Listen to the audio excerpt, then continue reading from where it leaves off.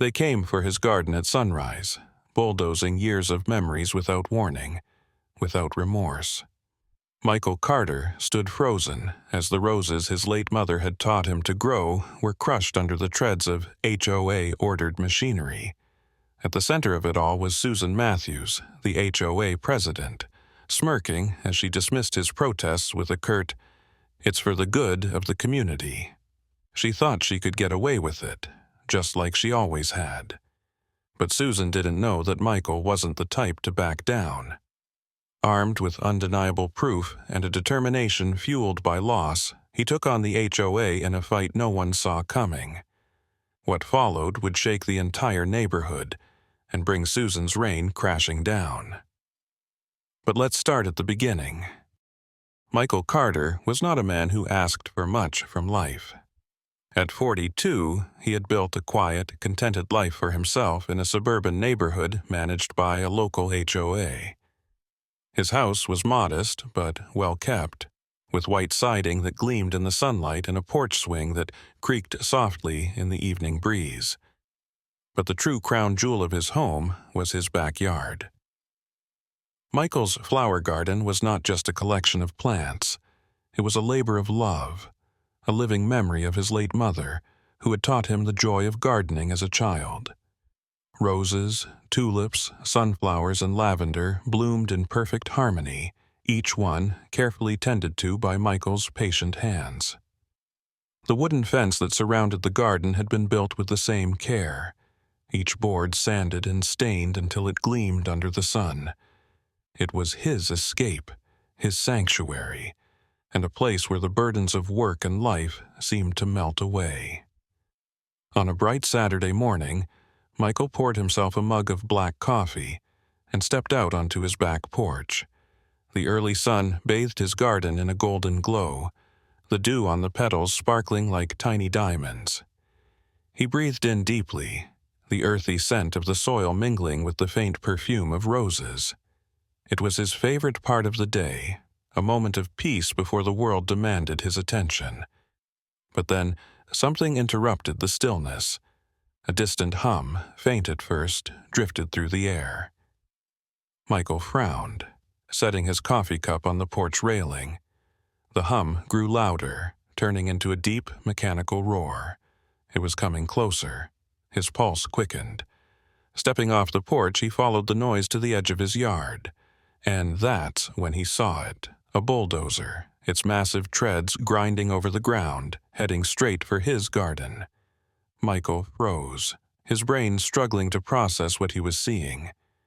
The bright yellow machine loomed larger with each second, its steel blade angled downward like a predator ready to strike.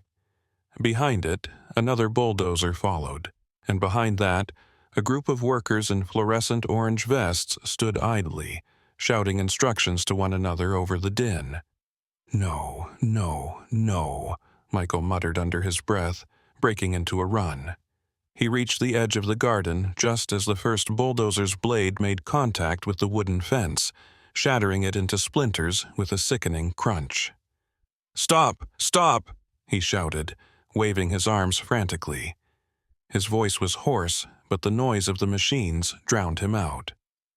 The bulldozer plowed forward, its blade ripping through rows of tulips, then sunflowers, flattening them into the dirt. Michael felt like he'd been punched in the gut. It was more than destruction. It was a violation, an assault on something sacred. "Hey!" he screamed again, sprinting toward the workers. This time, one of them noticed him and signaled for the machines to stop. The engines cut off, leaving an oppressive silence broken only by the faint creak of the damaged fence swaying in the breeze. Michael's chest heaved as he faced the workers, his fists clenched. "What the hell do you think you're doing? This is my property!" Before anyone could answer, a familiar voice cut through the tension like a blade.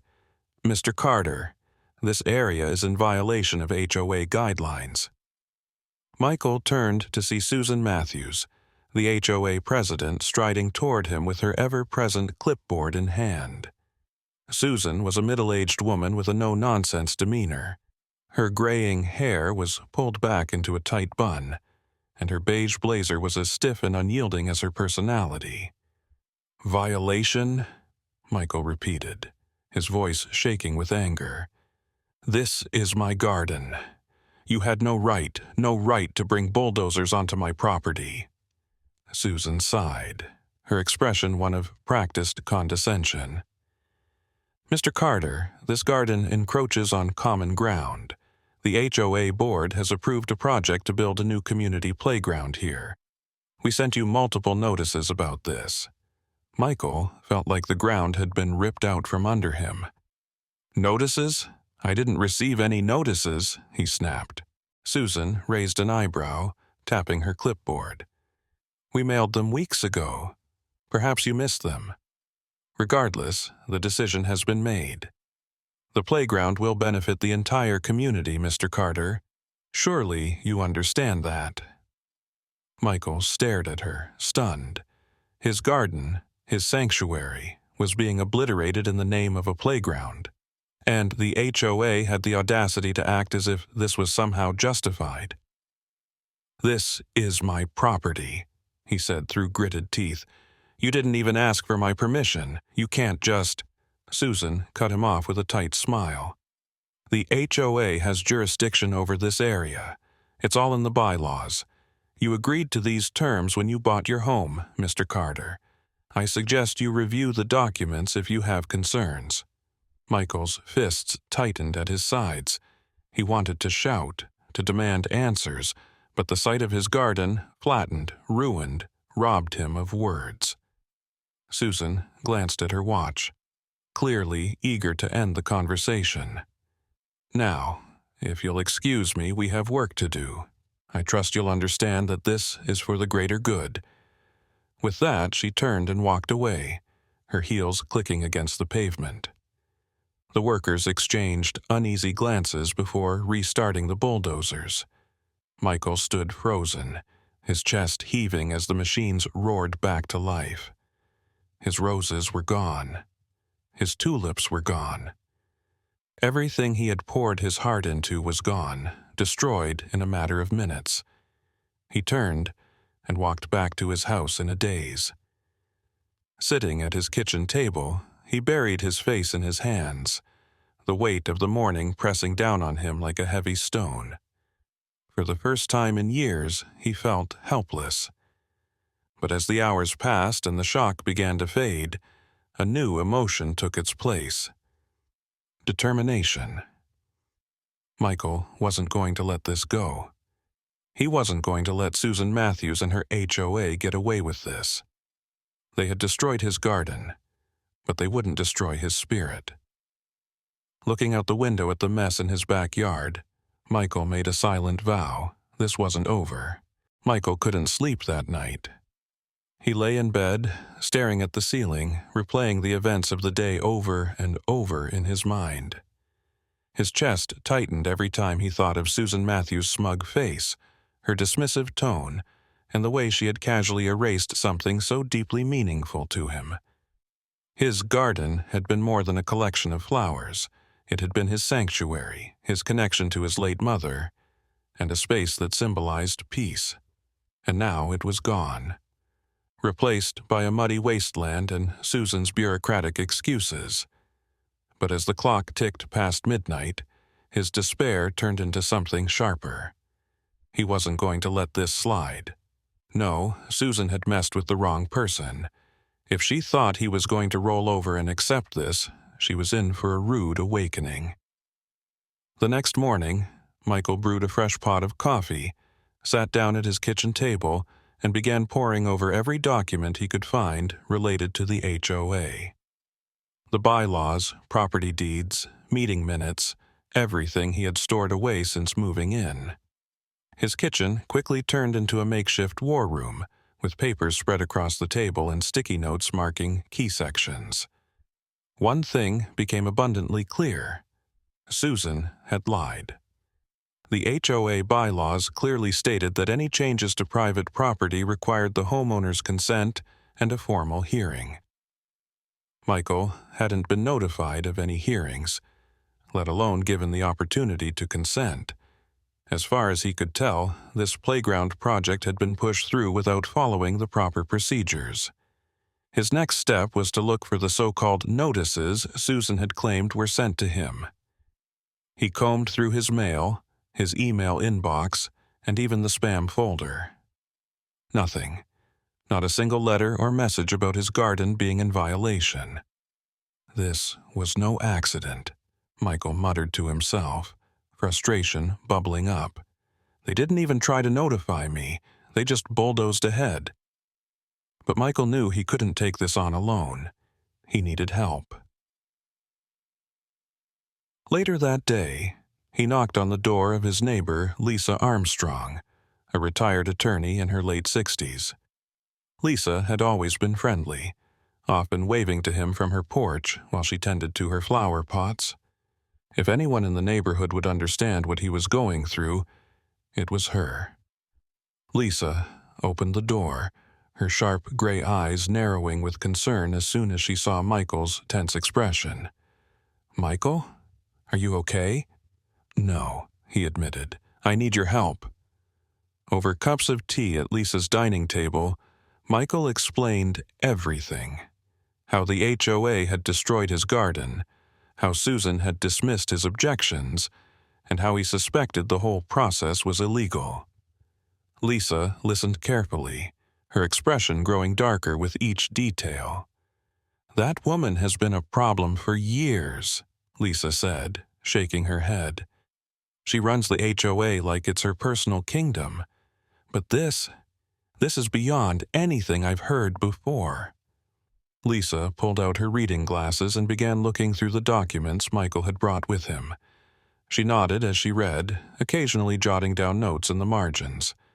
"Here's the good news," she said finally. "They broke their own rules. No hearing, no consent, no notice. This is all a violation of their bylaws. And if they didn't get proper permits for the construction, that's another nail in their coffin." Michael felt a spark of hope for the first time since the bulldozers had arrived. "So, I have a case?" "Oh, you definitely have a case," Lisa said, her lips curling into a determined smile. "Now, let's dig deeper." Over the next few days, Michael and Lisa worked tirelessly to uncover the truth. They filed public records requests to check if the HOA had obtained permits for the playground project. They requested copies of recent HOA meeting minutes to see how the decision had been made. What they found was damning. The meeting minutes revealed that the playground project had been approved in a closed-door session, with no notice given to the homeowners. The minutes also showed that Susan had been the one to push for the project, arguing that it would boost community morale and showcase the HOA's leadership. But the most shocking discovery came from the permit records. The HOA hadn't obtained the necessary permits for the construction. The bulldozers had been operating illegally on Michael's property. Lisa leaned back in her chair, her expression triumphant. "This is it, Michael. This is all the proof you need to take them down. They broke the law, plain and simple." Michael nodded, his jaw set. "What do we do next?" Armed with their evidence, Michael filed a formal complaint with the HOA board. He requested an emergency meeting to address the destruction of his garden and the violations of the HOA's bylaws. To his surprise, the board agreed to meet, though he suspected it was more out of fear of legal action than any genuine concern for justice. The meeting was scheduled for the following week, giving Michael just enough time to prepare his case. Lisa helped him organize his evidence into a clear, compelling presentation. Together, they rehearsed his speech, anticipating the board's objections and preparing counter-arguments. The night before the meeting, Michael couldn't help but feel a flicker of doubt. What if the board sided with Susan? What if they refused to take responsibility? The thought of facing Susan's smug smirk again made his stomach churn. But then he looked at the stack of evidence on his kitchen table. He thought about his mother, who had taught him to never back down from a fight when he knew he was in the right. And he thought about his garden, the vibrant flowers and the peace they had brought him. No, he wouldn't give up, not now. And the day of the meeting arrived, and Michael walked into the HOA's conference room with Lisa by his side. The room was small and utilitarian, with a long table surrounded by cheap plastic chairs. The board members sat at one end, their faces a mix of curiosity and discomfort. Susan was there too, seated at the center, her clipboard resting on the table in front of her. She didn't look nervous. In fact, she looked downright confident. Michael took a deep breath as he set up his materials. Lisa gave him a reassuring nod. "Good evening," Susan said, her voice dripping with faux politeness. "Mr. Carter, you've requested this meeting to address concerns about the community playground project. Please proceed." Michael stood tall, his hands steady as he laid out his case. He presented the meeting minutes that showed the lack of proper notification. He showed the HOA bylaws that required homeowner consent for changes to private property, and he revealed the permit records, or rather the lack thereof, proving that the construction had been illegal. With each piece of evidence, the board members shifted uncomfortably in their seats. Susan's confident demeanor began to crack, her smirk fading as Michael dismantled her justifications one by one. Finally, Michael turned to the board, his voice firm but calm. This wasn't just a violation of the rules. It was a violation of trust. You destroyed something deeply personal to me without any regard for my rights, and I'm not going to let it stand. The room fell silent. By the time the meeting ended, the board had no choice but to take Michael's complaint seriously. They promised to review the evidence and reconvene in a week with a decision. Susan, however, was clearly rattled. She left the room without a word, her clipboard clutched tightly in her hands. Michael walked out of the building with Lisa, a sense of cautious optimism settling over him. For the first time since that horrible morning, he felt like he had a chance to make things right. "This isn't over," Lisa said as they reached the parking lot. "But you're making progress, Michael. You're fighting back, and that's what matters." Michael nodded, looking up at the night sky. "I just want justice. For my garden, for my home, and I won't stop until I get it." The fight was far from over, but Michael wasn't alone anymore. With Lisa's help and a growing mountain of evidence, he was ready to take on Susan Matthews and the HOA, and this time he intended to win. The week leading up to the court hearing was a blur of preparation for Michael Carter. Every moment not spent at work was devoted to rehearsing his arguments, organizing his evidence, and steeling himself for the battle ahead. Lisa Armstrong, his neighbor and legal ally, worked tirelessly at his side, offering both her legal expertise and her unflinching support. It wasn't just about the garden anymore. This was about standing up to the unchecked arrogance of Susan Matthews and the HOA. Michael had learned through his neighbors that Susan had a long history of overstepping her authority, bullying homeowners into compliance, and using the HOA for her own benefit. But this time, she had gone too far. Michael wasn't just fighting for himself. He was fighting for everyone who had ever been silenced or intimidated by the HOA's heavy-handed tactics. The morning of the court hearing dawned crisp and clear. Michael put on a navy blue suit that felt just a little too formal for his liking, but Lisa had insisted. "You need to look like someone who's in control, someone who's ready to win," she had said. And as Michael looked at himself in the mirror, he saw not just a man seeking justice, but someone ready to demand it. When he arrived at the courthouse, the tension in the air was palpable. The small courtroom was already packed with curious neighbors, some of whom he barely recognized. Word had spread about the case, and it seemed that everyone wanted to see the showdown between Michael and Susan. At the defendant's table, Susan Matthews sat stiffly, her clipboard conspicuously absent for the first time in Michael's memory. She wore a tailored gray pantsuit and her hair was pulled into an even tighter bun than usual. But despite her composed appearance, there was a nervous energy about her. She kept glancing at the door, her fingers fidgeting with the edge of her jacket. Michael took his seat at the plaintiff's table, Lisa by his side. His lawyer, David Chang, a sharp and confident man in his 40s, leaned over and whispered, "You've got this, Michael. The evidence speaks for itself."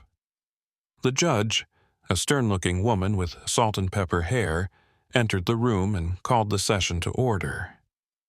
Michael's heart pounded as the case began. David wasted no time laying out the facts. He presented the HOA bylaws, pointing out the clear violations, the lack of homeowner consent, the absence of proper notice, and the illegal use of heavy machinery on private property. He then moved on to the missing permits, which made the construction not just a violation of HOA rules, but a breach of local law. To hammer the point home, David displayed before and after photos of Michael's garden. The first image showed the lush, vibrant sanctuary that Michael had cultivated with love and care. The second image, a barren, muddy wasteland, drew audible gasps from the audience. "Your Honor," David said, his voice steady but passionate, "this is not just about flowers or fences. This is about an individual's right to protect their home and property from overreach. The HOA, led by Ms. Matthews, acted recklessly and illegally, destroying something deeply personal to Mr. Carter without justification." Michael sat up straighter as David continued, presenting witness statements from neighbors who had seen the bulldozers arrive unannounced. One neighbor, a retired teacher named Barbara, even testified that she had asked the workers what they were doing, only to be told that the HOA president said it was approved. Susan's lawyer tried to counter, claiming that the garden had been on HOA-controlled land and that notices had been sent out. But when asked to produce copies of those notices, the lawyer hesitated. There were none. Finally, it was Susan's turn to take the stand. Michael watched as she walked to the witness stand, her usual confidence noticeably absent. She avoided his gaze, instead focusing on the judge as she began her testimony.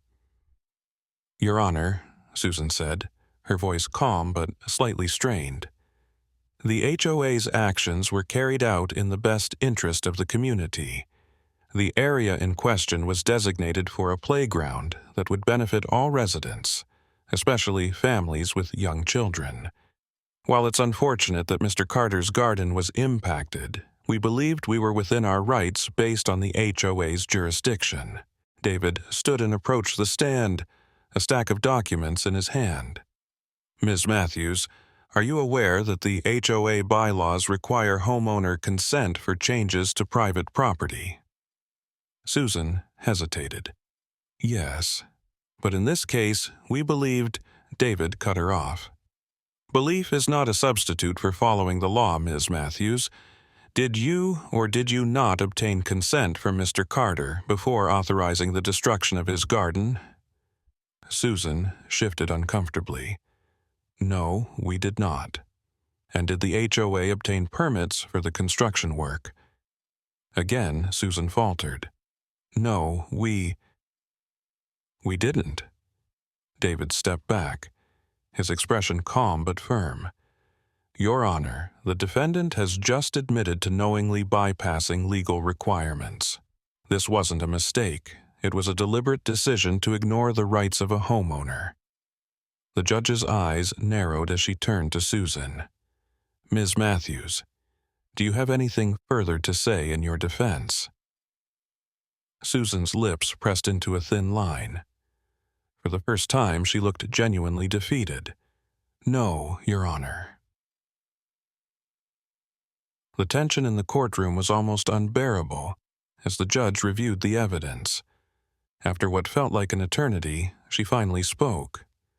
"This court finds the actions of the HOA, and specifically Miss Matthews, to be reckless, unlawful, and in clear violation of both the HOA's bylaws and local regulations. The destruction of Mr. Carter's garden was not only an overreach of authority, but an outright disregard for his rights as a homeowner. Michael's heart pounded as the judge continued. The HOA is hereby ordered to pay Mr. Carter $50,000 in damages for emotional distress and property loss. Additionally, the HOA will cover all legal fees and is required to restore Mr. Carter's property to its original condition. As for Ms. E. Matthews, her actions were particularly egregious. I am personally recommending that she be removed from her position as HOA president. The courtroom erupted in murmurs. Michael barely heard them. All he could feel was an overwhelming sense of relief. Justice had been served. As the gavel came down, Michael turned to Lisa, his face breaking into a smile for the first time in weeks. "We did it," he said, his voice trembling with emotion. Lisa grinned. "No, you did it. You stood up to her, and you won." Susan left the courtroom without a word. Her shoulders slumped and her usual air of superiority nowhere to be seen. The neighbors who had attended the hearing approached Michael, shaking his hand and congratulating him. Some even apologized for not standing up to Susan sooner. As Michael walked out of the courthouse, the crisp autumn air felt lighter somehow, as if a weight had been lifted. He had fought for what was right and shown the HOA and the entire neighborhood that no one was above the law, but more than anything he felt that his mother would have been proud. The fight wasn't over yet. The garden would take time to rebuild, and the emotional scars would linger. But for the first time since that awful morning, Michael felt a sense of hope. The bulldozers might have torn through his garden, but they hadn't destroyed his spirit. And now, the road to rebuilding could truly begin. Michael Carter stood in his backyard, staring at the uneven patch of dirt where his garden used to thrive. The echoes of the courtroom victory still rang in his ears, but the sight of the devastation reminded him that the fight, though won, had come at a cost. His roses, tulips, and sunflowers were gone, replaced by a barren expanse of churned soil. Yet, as the morning sun bathed the yard in its warm light, Michael felt something he hadn't felt in weeks. Peace. The court ruling had sent shockwaves through the neighborhood. Susan Matthews, the once dominant HOA president, had not only been stripped of her title, but also humiliated in front of the entire community. Word spread quickly, and neighbors who had once kept their heads down began speaking out about her overreach. Stories emerged of petty fines, retaliatory actions, and secret HOA meetings that favored her personal interests. For Susan, it was the end of her reign. Unable to handle the mounting pressure, she packed up and moved out of the neighborhood within a week of the verdict. No farewell parties, no tearful goodbyes, just a moving truck and an empty house that stood as a testament to her downfall.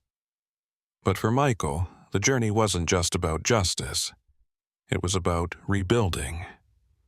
2 weeks after the ruling, the HOA board, now under the interim leadership of a much friendlier neighbor, Tom Simmons, hired landscapers to begin restoring Michael's garden, as the court had ordered.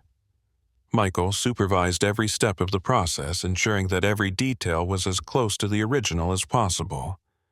The landscapers worked diligently, digging new beds, planting roses and tulips, and reinstalling the wooden fence that had once bordered the garden. Yet, despite their best efforts, Michael felt a pang of sadness as he watched them work.